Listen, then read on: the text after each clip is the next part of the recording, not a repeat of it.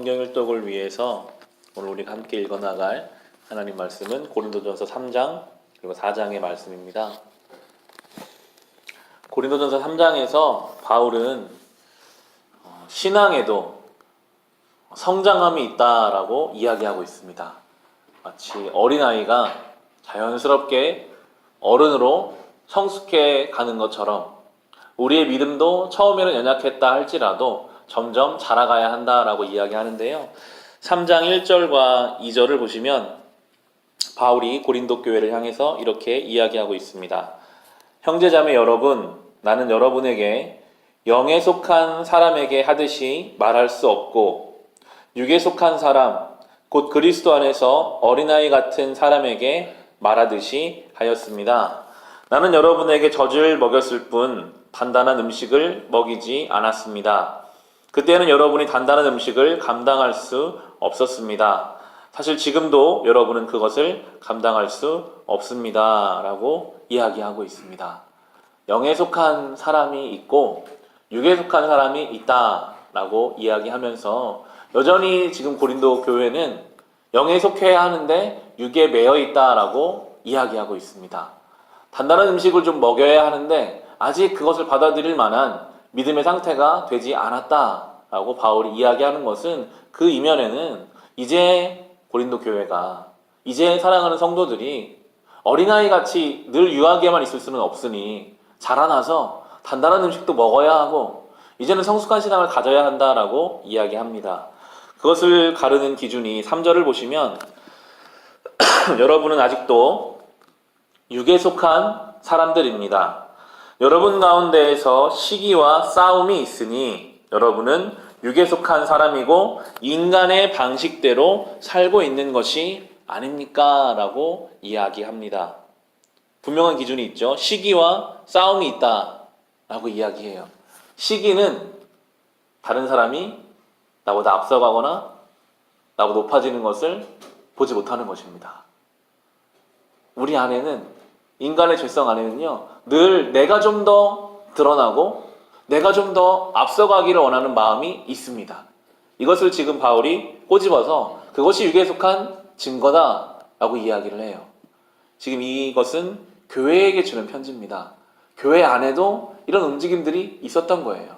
우리가 어제 본 것처럼 나는 바울파다, 나는 아볼로파다, 나는 게바파다, 나는 예수 그리스도파다, 내가 그런 사람이다라고 자기를 드러내는 거예요. 교회 안에서도 내가 이런 사람, 나를 좀 알아달라. 바울이 그것은 정말 지극히 육에 속한 것이다 라고 강조하면서 이야기를 하고 있습니다. 바울과 아볼로가 이 고린도 교회를 함께 사역했는데요. 바울의 표현에 따른 바울은 심었고 바울이 이 교회를 개척했고 아볼로가 이 교회를 양육했습니다. 그래서 사람들 볼 때에도 바울이 더 공로가 큰가 아볼로가 더 공로가 큰가 이런 이야기들이 아마 오갔던 것 같아요. 근데 바울의 신앙의 단계에서는 그것은 아무것도 중요하지 않다라고 이야기하거든요. 6절과 7절을 보시면 그 이야기를 이렇게 일축하고 있습니다. 나는 심고 아볼로는 물을 주었습니다. 그러나 하나님께서 자라게 하셨습니다. 그러므로 심는 사람이나 물을 주는 사람은 아무것도 아니요 자라게 하시는 분은 하나님이십니다. 라고 바울이 이야기하고 있어요. 공로주의라고 이야기하거든요. 사람들이요, 어느 정도 하고 나면 알아줬으면 좋겠고 내가 보상을 받고 싶은 마음이 있어요. 그것이 교회를 향한 것이든 심지어 자녀를 향한 것이든 내 인생을 향한 것이든 야, 내가 이렇게까지 했는데 아무 결과가 없나? 아무도 날 안 알아주나? 나보다 저 사람이 더 이름이 올라가나? 이런 이야기들을 하는 그것을 지금 바울은 뛰어넘었어요. 물론 내가 심었지만 아볼로가 물을 주었지만 하나님이 이 교회를 세워가신 것이 훨씬 더 큰 부분이기 때문에 나는 아무것도 아니다 라고 이야기를 하고 있습니다. 여러분 이것은 어디나 적용됩니다. 우리가 열심히 살아서 여기까지 온 것처럼 느껴지지만 하나님이 우리를 어제 지켜주지 않으셨으면 우리는 오늘 이 땅에 살 수가 없었겠죠. 수많은 사고의 위험이 있습니다. 우리 안에 암세포가 자라도 우리는 모릅니다. 그런 가운데 우리는 마치 내가 다 한 것처럼 내 삶을 내가 다 이룬 것처럼 생각하지만 바울은 지금 이야기하죠. 그런 것은 정말 육에 속한 사람이다. 그런 것은 정말 육에 속한 생각이다. 하나님이 잘하게 하셨으니까 잘한 것이다라고 강조하고 있습니다. 이것이 성숙한 믿음입니다. 무엇을 볼 때 다 겸손한 마음으로 바라보는 것. 내 사랑하는 가정도 내가 이렇게까지 했는데 왜 내 가정은, 내 자녀는 이렇지? 이렇게 생각하지 말라는 거예요. 하나님이 잘하게 하실 거니 겸손히 바라보라. 교회도 마찬가지입니다. 모든 삶의 방향을 그렇게 보라라고 바울이 우리에게 이야기해주면서 또한 이 고린도서 3장은 아주 중요한 이야기를 우리에게 해줍니다. 16절과 17절을 보시면요. 여러분은 하나님의 성전이며 하나님의 성령이 여러분 안에 거하신다는 것을 알지 못합니까? 누구든지 하나님의 성전을 파괴하면 하나님께서도 그 사람을 멸하실 것입니다. 하나님의 성전은 거룩합니다. 여러분은 하나님의 성전입니다. 라고 이야기하고 있습니다. 우리에게는 익숙한 이야기예요. 내가 교회지, 내가 성전이지. 하지만 이 당시에는 정말 이 이야기는 아주 파격적인 이야기였습니다.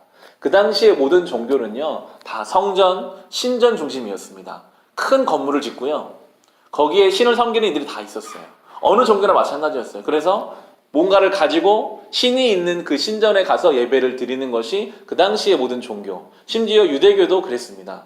성전이 있고 그 성전 중심의 종교를 가지고 있었죠. 그런데 지금 바울이 이야기하는 거예요. 그게 아니라 모든 성도 한 사람 한 사람이 성전이라는 거예요. 눈에 보이는 저 성전, 저렇게 거대한 것이 중요한 것이 아니라 우리가 하나님의 성전임을 왜 알지 못합니까? 하나님은 저 건물에 계시는 분이 아니라 우리 안에 성령께서 와 계십니다. 우리의 몸을 거룩하게 해야 합니다. 이 몸을 거룩하게 하지 못하는 것은 하나님 앞에 범죄하는 것이라고 이야기하고 있습니다. 여러분, 우리가 성전입니다. 이것이 얼마나 놀라운 고백인지 모릅니다.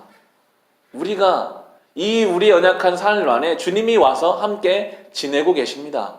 이것을 생각하고 사는 사람이라면 우리의 삶을 거룩하게 살 수밖에 없죠. 지금 말하죠.